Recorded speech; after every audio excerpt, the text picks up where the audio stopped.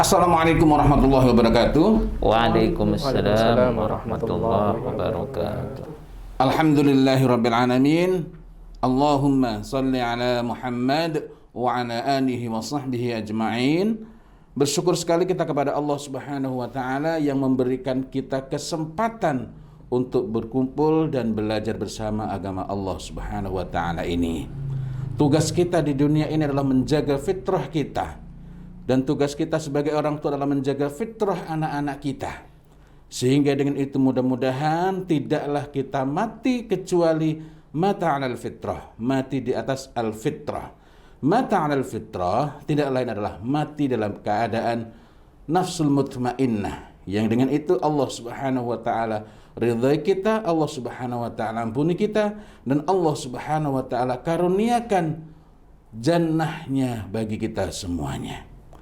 Ada penjagaan yang bersifat batini ya, dan ada penjagaan-penjagaan yang bersifat zahir.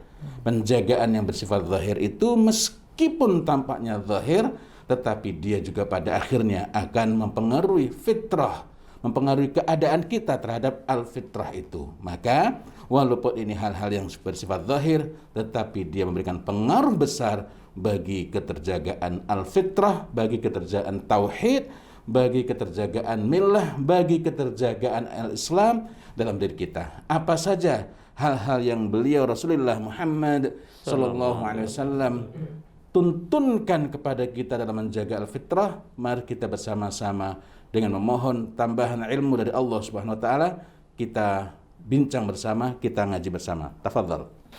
Bismillah, alhamdulillah. Salatu wassalamu ala Rasulillah wa ala alihi wa ashabihi wa mawala. Kita lanjutkan membaca hadis-hadis berkenaan dengan wujudnya fitrah. Sekarang kita masuk di poin yang keempat. Al-ahadisul lati usifat al-islam was sunnah bi fitrah.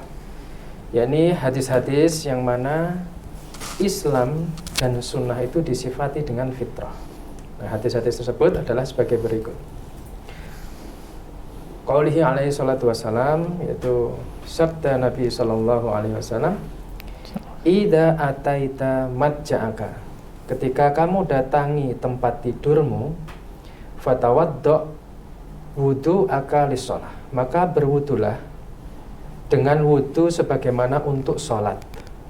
Summa ittaji' ala shiqqikal aiman.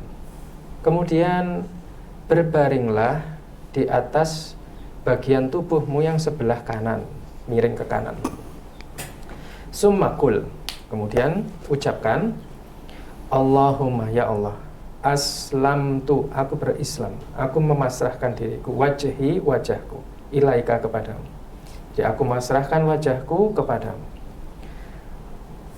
Wa fawwadtu amri ilaika, dan aku serahkan urusanku kepadamu. Wa alja'tu dhuhri ilaika, dan aku sandarkan punggungku kepadamu. Rabbatan wa rahbatan ilaik, baik dalam keadaan sukarela maupun terpaksa kepadamu. La malja'a, tidak ada tempat berlindung. Wala manja, dan tidak ada tempat untuk selamat minka, darimu, illa ilaika, kecuali kepadamu.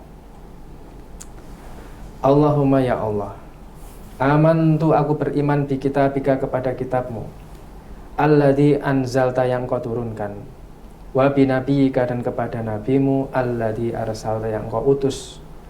Fa in mutta, maka siapa yang, maka jika engkau mati, min lailatika, di malammu yang seperti ini tadi, mutta alal fitrah, maka engkau mati di atas fitrah. Mari kita cermati hadis tersebut. Jadi pertama, Rasul Shallallahu Alaihi Wasallam beliau mengajari pada kita bagaimana tata cara menjelang tidur. Yang pertama yang bisa diambil pelajaran dari hadis ini, yaitu ketika engkau ingin mendatangi tempat tidurmu, maka berwudulah kamu sebagaimana wudu untuk sholat. Kemudian berbaring di atas bagian tubuh sebelah kanan, artinya miring ke kanan. Kemudian berdoa, yang semua rangkaian isi doanya ini kalau kita perhatikan, mulai dari Allahumma aslamtu wajhi ilaik, itu menyerahkan diri, menyerahkan kepasrahan kepada Allah, kemudian fawattu amri ilai, kemudian menyerahkan diri, menyerahkan urusan kepada Allah, kemudian menyandarkan diri juga kepada Allah baik terpaksa maupun sukarela. Ini adalah wujud dari pernyataan tauhid sebenarnya kalau kita perhatikan. Jadi memang betul-betul disiapkan untuk ketika mati itu dalam keadaan husnul khotimah, karena ending menjelang tidur itu adalah pernyataan tauhid. Kemudian setelah itu dikuatkan lagi dengan pernyataan bahwa tidak ada tempat berlindung, kemudian tidak ada tempat selamat darimu kecuali kepadamu. Ini menarik. Kalau kita perhatikan bedanya khauf, takut kepada makhluk dengan takut kepada Allah itu, ketika seseorang takut kepada makhluk, maka dia akan cenderung mencari aman dengan berlari sejauh-jauhnya, menjauhi makhluk yang menakutkan ini. Tapi ketika seorang hamba takut kepada Rabb-nya, takut kepada Allah, dia menyadari bahwa tidak ada tempat untuk berlindung, tidak ada tempat selamat dari Allah, maka dia akan mendekat kepada Allah. Masya Allah. Justru ketika dia semakin takut pada Allah, maka dia akan mendekat pada Allah. Jadi semakin besar rasa takut hamba kepada Allah, maka harusnya semakin mesra ya hubungannya dengan Allah Ta'ala. Nah, karena itu kan Allah juga saya katakan hamba yang takut kepadaku itu hanyalah para ulama. Para ulama. Nah, kemudian ditutup rangkaian pernyataan itu tadi, ikrar tauhid tadi ditutup kemudian dengan pernyataan lagi bahwa aku beriman kepada kitabmu yang kau turunkan, dan aku beriman kepada nabimu yang kau utus. Nah, setelah semua rangkaian menjelang tidur itu dilakukan, maka kata Rasul, jika engkau mati malam itu setelah melakukan rangkaian itu tadi, maka kamu mati di atas fitrah. Masya Allah. Mati di atas fitrah. Jadi ini panduan konkret jelas tentang penjagaan fitrah yang bisa kita lakukan setiap hari. Setiap hari, betul. Nah, ada hal yang perlu kita perhatikan, dan ini mengingatkan kepada kita di luar soal itu, bahwa kita ini memang hendaknya memperbarui senantiasa komitmen kita, kemauan kita, kesungguhan kita untuk memenuhi, untuk menyambut seruan Allah Subhanahu wa taala dalam Quran surat Ar-Rum ayat 30, tatkala Allah Subhanahu wa taala berfirman, a'udzubillahi minasyaitonir rajim, bismillahirrahmanirrahim, fa'aqim wajhaka lid-dini hanifah fitratallahi allati fatara an-nasa 'alaiha la tabdila li khalqillah dzalika ad-dinul qayyim walakinna aktsaran nasi la ya'lamun. Itu. Nah, dan yang itu diteguhkan dalam pernyataan di awal sekali pembukaan doa itu, Allahumma aslamtu wajhi. Nah, ini kita menyambut seruan itu bahwa kita ini menghadapkan wajah kita, artinya menghadapkan wajah itu kepada agama Allah, dan tidak lain adalah kita menghadapkan wajah kita itu kepada Allah Subhanahu wa taala. Dan ini kemudian ada hal penting juga, seluruhnya penting, ada hal penting juga. Saya menyebutkan ada hal penting juga karena inilah titik yang muslimin banyak sekali rancu, seolah-olah namanya ikhlas itu kalau kita suka rela, senang hati. Padahal di sini dalam doa ini saja Rasulullah Muhammad sallallahu alaihi wasallam mengajarkan kepada kita yang ini merupakan doa dan ikrar kepada kita kepada Allah Subhanahu wa taala, yang ini kita dalam keadaan terpaksa maupun dalam keadaan senang, ilaik, kepadamu. Artinya ikhlas itu, andaikan ini bukan termasuk pernyataan tauhid, maka terpaksa itu tidak masuk. Ada orang yang berat sekali melakukan sesuatu, tapi ketika dia menyadari, memahami bahwa ini merupakan sesuatu yang Allah Subhanahu wa taala sukai, Allah Subhanahu wa taala kehendaki, meskipun berat dia lakukan semata-mata demi mengharapkan ridha Allah Subhanahu wa taala. Maka dalam kondisi itu dia bukan tidak ikhlas, justru itulah ikhlas yang sebenar-benarnya itu. Sebaliknya ada orang yang melakukan karena memang dia menyukai. Nah, kadang-kadang orang menganggap dirinya ikhlas padahal dia melakukan itu semata-mata karena dia menyukai hal itu. Karena itu perlu lebih khawatir lagi, apakah dia melakukan untuk mengharapkan ridha Allah atau karena dia melakukan demi memenuhi passionnya. Karena itulah kita perlu berhati-hati dengan kata-kata passion dan lain-lain. Bukan tidak boleh mempelajari, tetapi Allah Subhanahu wa taala sudah suruhkan kita fa'aqim wajhaka lid-dini hanifah. Karena itu kita perlu tengok tuturan dari agama yang hanif ini. Wallahu a'lam bishawab. Jadi itu sebenarnya pola ya. Maksudnya kalau kita mengukur keikhlasan itu bukan dari ringan tidaknya gitu. Betul, tapi betul, pemahaman ketika ini perintah Allah meskipun kita berat berusaha ke sana sebenarnya itu sudah infiru khifafan wa thiqala. Jadi ya kalau disuruh melakukan sesuatu kebaikan oleh Allah Ta'ala, ringan atau berat, lakukan, mangkat gitu. Dan ini menarik, Imam Bukhari itu ngasih judul ini, keutamaan tidur atau menginap dalam kondisi wudhu. Jadi memang ini ada anjuran untuk menjaga wudhu, khususnya ketika hendak tidur, sebagai ikhtiar zahir kita untuk menjaga kebersihan.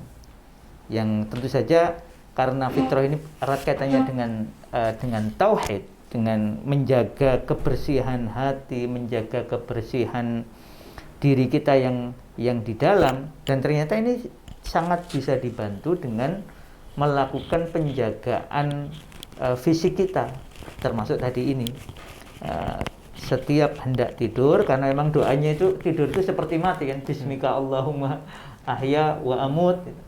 Memang kita ini kalau tidur itu seperti diajari untuk siap mati. Mungkin saja setelah tidur nggak lagi bangun. Masya Allah, ini apa ya, menarik. Karena ikhtiar zahir ini, menjaga kebersihan dengan wudhu ini membantu kita untuk menjaga apa yang ada di dalam. Dan ini menjadi satu kesatuan. Bukan kemudian kalau orang itu merasa yakin dengan imannya terus dia nggak jaga wudhu, bukan gitu. Tetapi ya kalau kamu pengen menyempurnakan ikhtiar penjagaan dirimu, ya jagalah wudhumu. Nah itu tadi yang pertama kan bentuk ikrar ya. Terus yang perlu kita pahami juga bahwa ikrar itu muncul dari pemahaman gitu. Sehingga ini tidak mungkin akan keluar dari lisan orang ini kalau dia tidak punya pengetahuan, tidak punya keyakinan tentang fitrah itu sendiri. Pemahaman dari keyakinan. Betul. Karena ada orang memahami, dia tidak meyakini. Sementara al-yakin itu adalah al-imanu kulluh. Walaupun ada ungkapan yang agak sedikit berbeda, tapi ungkapan itu tidak menyelisih ungkapan ini. Masya Allah. Kita lanjut ya. Yeah. Wa qalihi alaihi salatu wassalam, kemudian khamsun minal fitrah, wa fi riwayati asrun minal fitrah, wa fi lafdi asrun min sunanil Islam. Jadi, ada 5 yang termasuk dalam kategori fitrah, ada 10 yang masuk dalam kategori fitrah, kemudian juga ada 10 yang termasuk dalam sunnahnya Islam. Nah ini kita coba baca sabda Nabi yang mengatakan khamsun minal fitrah. Itu sebagaimana hadis dalam Sahih Bukhari. Kita baca ya. An Abi Hurairah radhiyallahu anhu, al fitratu khamsun au khamsun minal fitrah. Fitrah itu ada 5 atau 5 di antara fitrah. Yang pertama adalah al-khitan, adalah khitan. Wal istighdadu. Istighdadu apa? Mencukur bulu kemaluan. Rambut kemaluan, ya, bulu kemaluan. Wa natful ibti, yaitu mencabut bulu ketiak. Wa taklimul atfari, memendekkan atau memotong kuku. Wa qassus syarib, memendekkan kumis. Ini 5. Kalau kita perhatikan ini semuanya berkaitan dengan fisik. Masya Allah. Itu kira-kira bagaimana mengaitkannya itu dengan fitrah? Pertama, karena ini memang disebutkan sebagai fitrah, maka ini pastilah berhubungan. Artinya bukan mengaitkan ya, pasti ini ada kaitannya, pasti berhubungan. Pasti ya. Yang kedua, ini tadi disebutkan sebagai penjagaan, ini untuk ini hal-hal yang termasuk dari fitrah, maka sesuatu itu kalau tidak diperbuat dapat merusaknya. Nah, sesuatu yang tidak diperbuat dapat merusaknya, tidak senantiasa secara otomatis memperbuatnya pasti akan terjaga. melainkan ini bagian dari penjagaan. Maksudnya bagian dari penjagaan itu seperti halnya rukun Islam ada 5, hanya mengerjakan satu, meninggalkan yang lain, Islamnya rusak. Begitu pula ketika ini bagian dari fitrah, minal fitrah, dari fitrah, maka kalau hanya yang zahir saja dikerjakan, tentulah tidak tercapai. Tetapi kalau ditinggalkan pasti akan membawa pada kerusakan itu. Gitu. Maka kita perlu tengok yang lain juga kelengkapan, baik dari segi ini maupun dari segi yang sifatnya batiniah itu ya. Iya. Nah, sekarang kita coba baca juga yang disampaikan Asrun minal fitrah. Ini dalam Sahih Muslim dari Ibunda Aisyah radhiyallahu anha, beliau berkata, qala Rasulullah sallallahu alaihi wasallam asrun minal fitrah. Ada 10 yang masuk dalam kategori fitrah. Qasus syarib, memendekkan kumis. Wa i'faul lihyah, yaitu membiarkan jenggot. Membiarkan jenggot. Wasiwak, kemudian bersiwak. Wa istinsyaqul ma, istinsyak ya, seperti apa, menghirup air ya ketika wudu itu. Wa qasul atfar, yaitu memendekkan kuku, memotong kuku. Wa ghuslul barojim. Barojim ini al-uqadul lati fi zuhuri asabi yajtami'u fiha al-wasfu. Jadi ada ikatan yang jalinan yang berada di punggung jari-jari ini yang biasanya di situ tuh berkumpul kotoran di sini nih. Oh, lipatan-lipatan itu ya. Oh iya di sela-sela ini. Apa namanya itu ya? Sela-sela jari. Ya. Maksudnya prosesnya kalau bahasa Indonesia itu Menyela-nyelai. menyela-nyelai. Menyela-nyelai, betul. Menyela-nyelai. Menyela jari.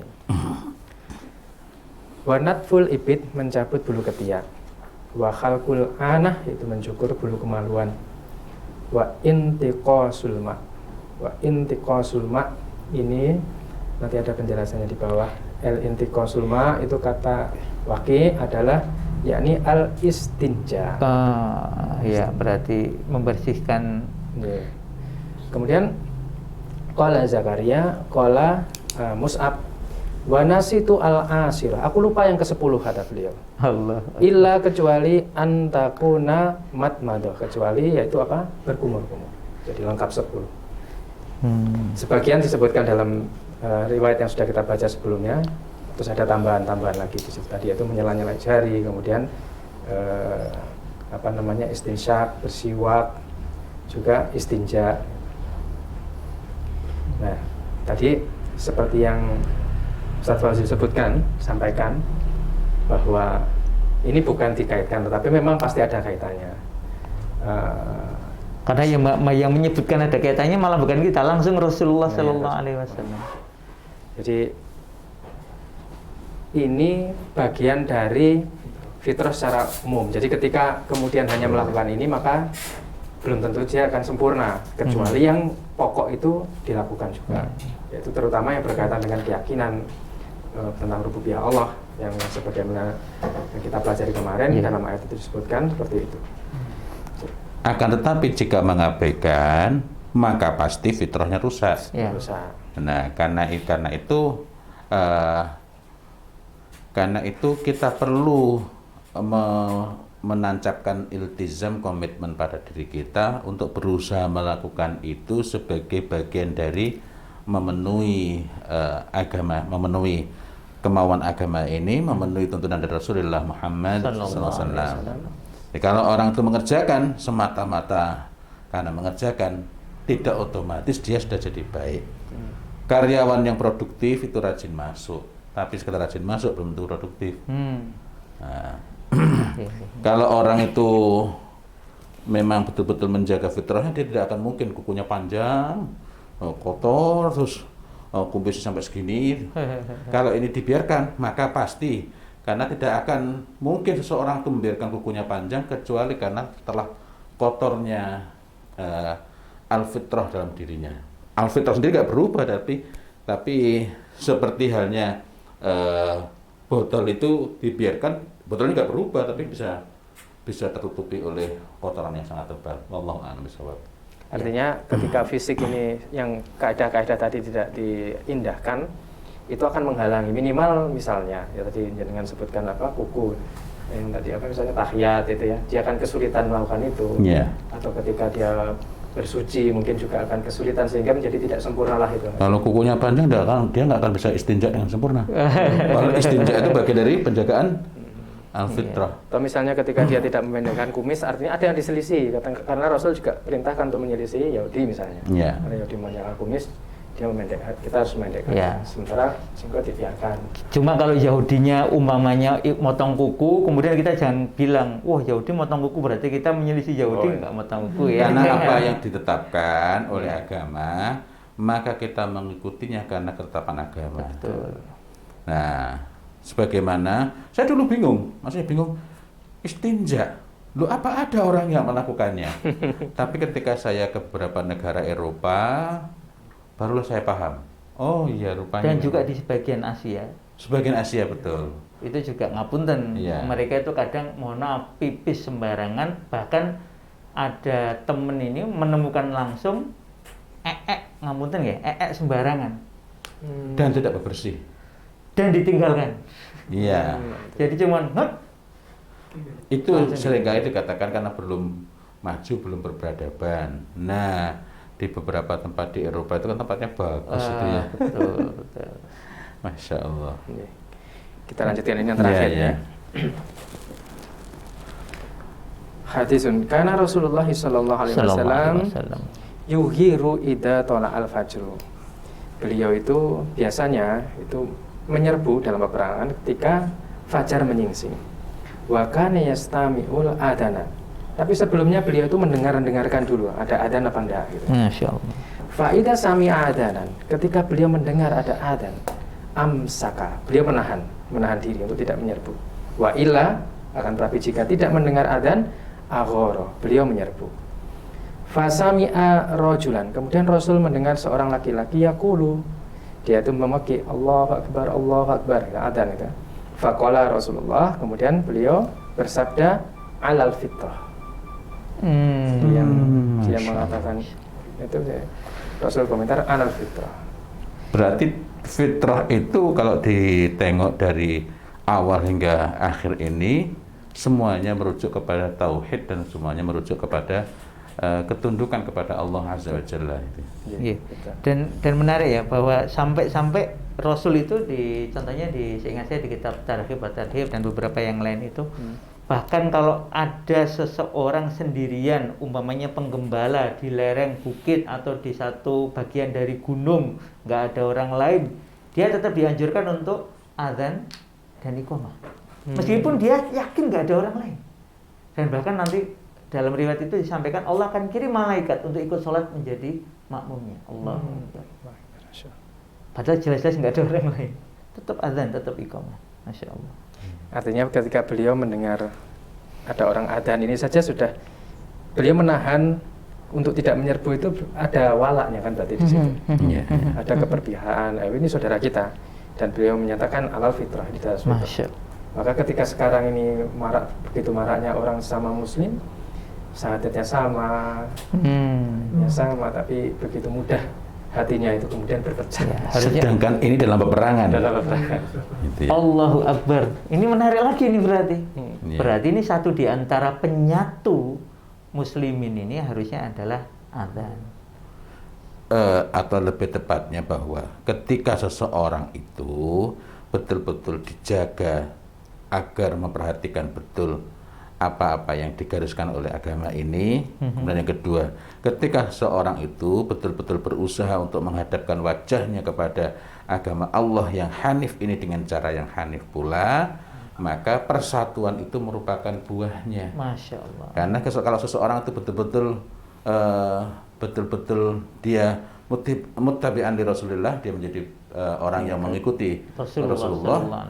Nah, jangankan dalam urusan perbedaan pendapat, dalam urusan perang saja ketika mendengar azan dikumandangkan, beliau menahan diri. Allah. Artinya kalau kemudian dalam urusan yang lebih sederhana kita tidak menahan diri, maka kita perlu bertanya, siapa yang kita ikuti? Kita menjadi mutabiknya siapa ini? Gitu. Nah, ini kalau karena iltizam itu tampaknya sederhana, komitmen, tapi konsekuensinya kan muttabi'an li Rasulillah. Iya. Itu. Dan itu bukti cinta kita kepada Allah nggih. Qul in kuntum tuhibbunallah fattabi'uni. Masya Allah. Wa qaulihi alaihi salatu wasalam. Kemudian sabda Nabi sallallahu alaihi wasallam, la tazalu ummati bi khairin. Umatku itu akan senantiasa di atas kebaikan.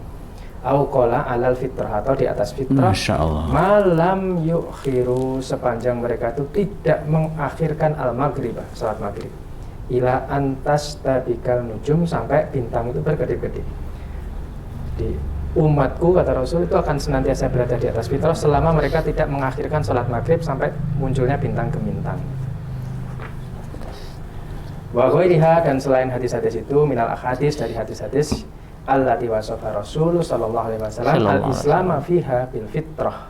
Jadi ada hadis itu yang sudah kita lalui, kemudian hadis-hadis yang lain di mana Rasul itu mensifati Islam dalam hadis tersebut dengan fitrah. Mimaya dulu ala wujudiha, itu menunjukkan bahwa fitrah itu memang ada. Dan fitrah itu adalah al-Islam, bukan hal-hal selainnya. Dan ini menegaskan lagi bahwa berarti fitrah itu adalah sesuatu yang mamduh, yang secara mutlak, secara pasti terpuji. Dan yang secara mutlak, secara pasti terpuji, berarti semua termasuk nikmat mutlaqah yang secara mutlak itu merupakan nikmat, bukan nikmat muqayyadah yang dia bisa membawa kepada kebaikan dan bisa membawa kepada keburukan itu. Dan dengan demikian yang dimaknai sebagai al-fitrah hanyalah berhubungan dengan tauhid, hanyalah tauhid itu sendiri, hanyalah al-Islam, hanyalah al-millah, hanyalah al-ikhlas. Dan nanti di sini kita juga menengok bahwa kebaikan juga disebut sebagai kebaikan dalam hal ini adalah kebaikan yang merujuk kepada al-Islam ini. Itu adalah al-fitrah. Wallahu a'lam bishawab. Jadi setelah kita membahas bukti-bukti adanya fitrah dalam hadis-hadis atau sunnah-sunnah Nabi Sallallahu Alaihi Wasallam. Dan ini juga catatan bagi kita semua, nggih, khusus untuk yang ini tadi terakhir, jangan mengakhirkan sholat maghrib. Mana ini disebut secara khusus. Berarti Rasul ini, karena memang masya Allah beliau ini yang terbaik dan paling memahami umatnya ini, akan ada golongan orang yang menyepelekan ini, sehingga ini harus diingatkan secara khusus. Dan kita yang sudah sampai hadis ini kepada kita, bagian dari ikhtiar kita untuk menjaga fitrah kita ini ya, jangan sampai melakukan hal ini. Na'udzubillah. Masya Allah. Baik, alhamdulillahirabbil alamin, kita telah membahas bagian mengenai dalil-dalil dari hadis-hadis sahih mengenai wujudnya al-fitrah. Alhamdulillah, mudah-mudahan perjumpaan kita, pertemuan kita ini Allah Ta'ala ridhai, Allah Ta'ala barakai, dan mudah-mudahan kita termasuk orang-orang yang dapat menjaga al-fitrah pada diri kita, keluarga kita, anak-anak kita, keturunan kita, serta sahabat-sahabat kita, beserta keluarga dan keturunan mereka semuanya. Dan insya Allah pada pertemuan berikutnya kita akan membahas. Kalau sebelumnya kita membahas mengenai dalil-dalil Al-Quranul Karim, kemudian yang berikut adalah dalil-dalil dari as-sunnah sahihah, as-sunnah syarifah, dari hadis-hadis yang sahih, maka pada pertemuan berikutnya insya Allah kita akan membahas bagaimana akal ini, akal yang sehat tentu saja, akal ini membuktikan bahwa al-fitrah itu wujud, al-fitrah itu ada, dan al-fitrah itu tidak lain adalah tauhid, tidak lain adalah al-Islam, tidak lain adalah ma'rifatus sabiqah yang sudah ada dalam diri kita ini. Mudah-mudahan Allah Ta'ala karuniakan kesempatan kepada kita dan Allah Ta'ala ringankan hati kita ini kepada agamanya. Wallahu a'lam bishawab. Ihdinas siratal mustaqim. Billahi taufiq wal hidayah wa ridha wal inayah. Walhamdulillahirabbil alamin. Wassalamualaikum warahmatullahi wabarakatuh. Waalaikumsalam warahmatullahi wabarakatuh.